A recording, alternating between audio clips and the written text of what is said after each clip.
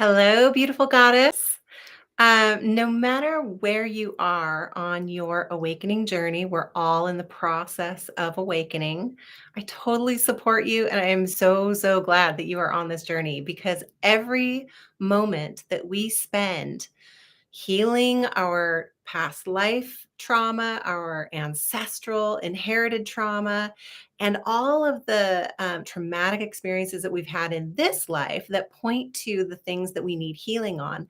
Every moment that we spend doing that raises the vibration of our whole human collective consciousness.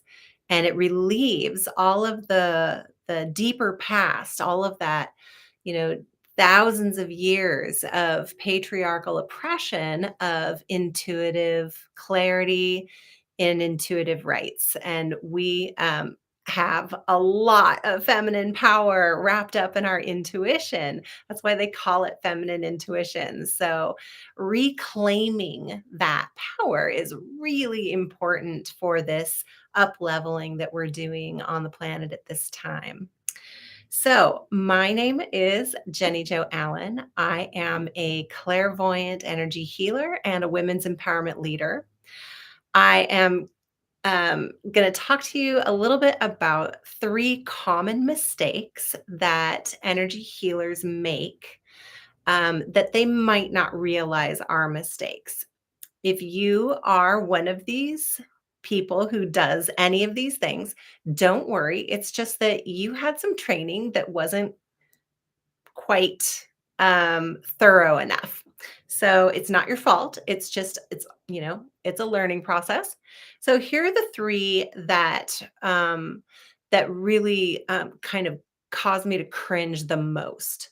One of them is when people are doing like energy release, like releasing negative energy or something like that. They'll do this thing where they go like this and then they flick the energy, and I'm all like, "Ah, don't flick that at me." Watch where you're flicking that. That's kind of my sort of saying that I do. Watch where you're flicking that energy. So, an alternative to flicking energy is to brush it. You brush it with the palm of your hand. This is where all of your energy flows. If you've had any Reiki training, this is where your energy flows through your palm chakras. We're all born with the ability to heal with energy through our palm chakras. So, when you comb through the energy field, or even if you like brush your skin and with the intention of releasing stagnant energy, or if you've just been in a situation where stuff feels really negative and heavy and gross and you just want to get rid of that, you can just brush your skin. You could just do it gently. And then as you let that go, what I do is I turn my palm up like this so that anything that's still sticking to my hand, I just gently blow across my palm and envision that energy floating up into the eternal flow of light and energy to be transmuted into something a bit more positive, easier to use. And as we're channeling Reiki, healing energy, or other kinds of healing energies, we draw from that eternal flow of energy and light. And so it all gets recycled. Yeah. Okay. So that's one of them. The second one that really, oh my gosh, bothers me so much is cord cutting. I know everybody's all about cord cutting, but the thing is, that some chords are meant to be there. Some connections are not meant to be cut.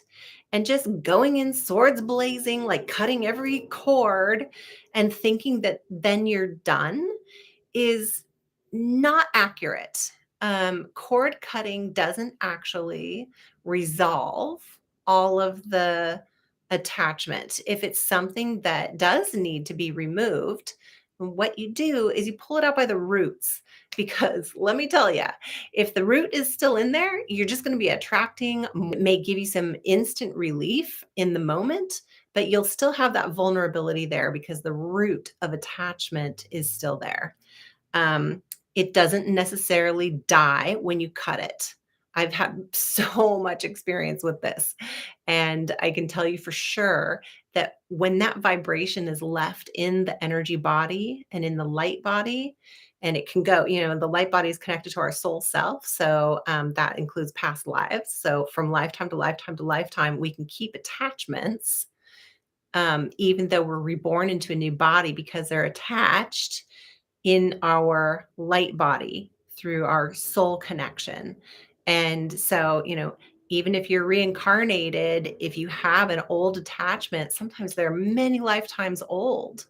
And so cutting it, can you imagine? That will not work because the root of it is still attached into the light body. You're just going to be born with that vibration of attachment, whatever that attachment is connected to.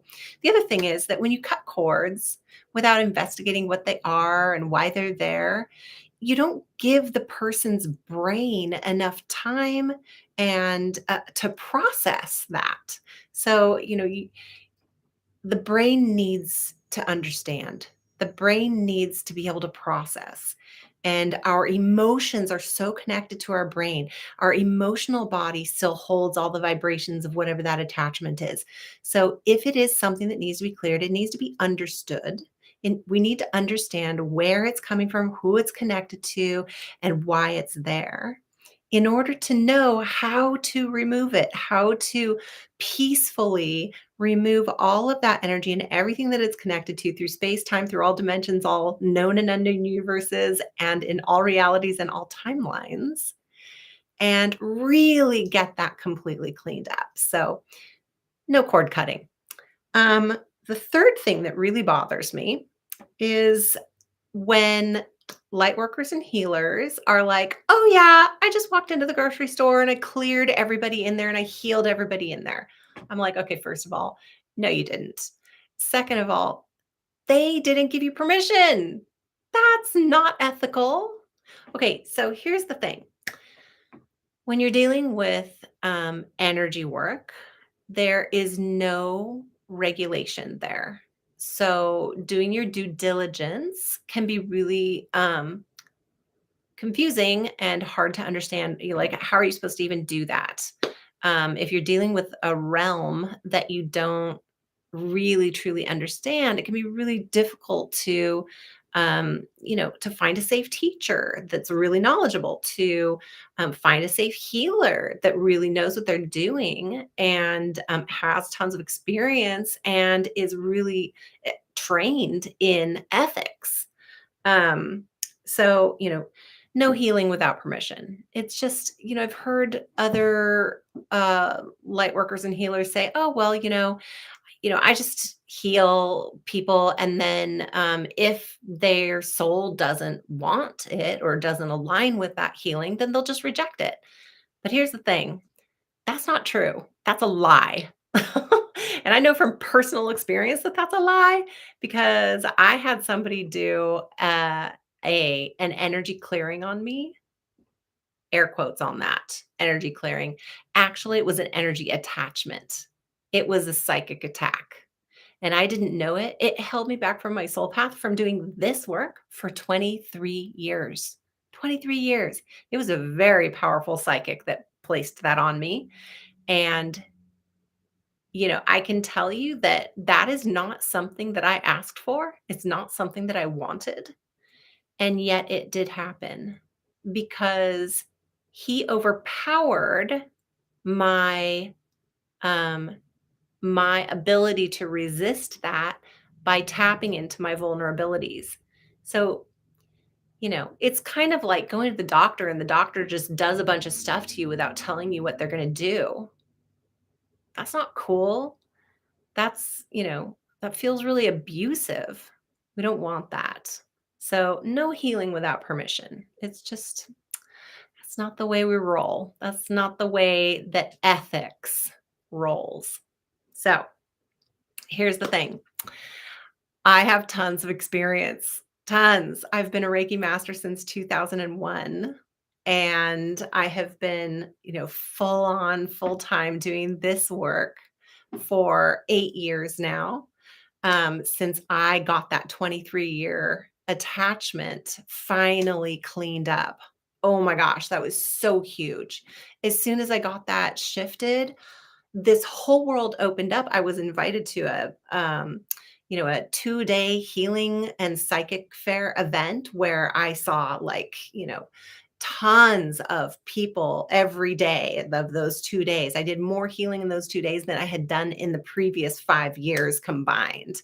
And it was just like, my mind was blown. I couldn't believe how easy it was to step into my full goddess light after that clearing happened.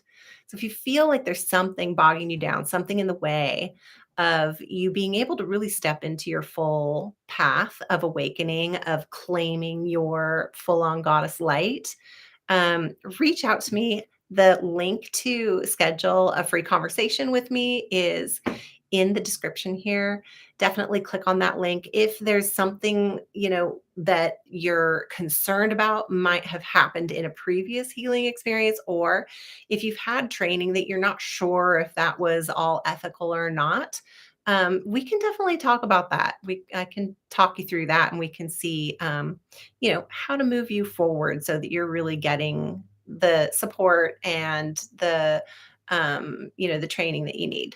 So anyway, that is what is going on today, and that is where I'm at with those sort of like healing mistakes. And if you have any comments, please leave them in the comment section and I will get back to you. All right. Many blessings. Have a super wonderful day.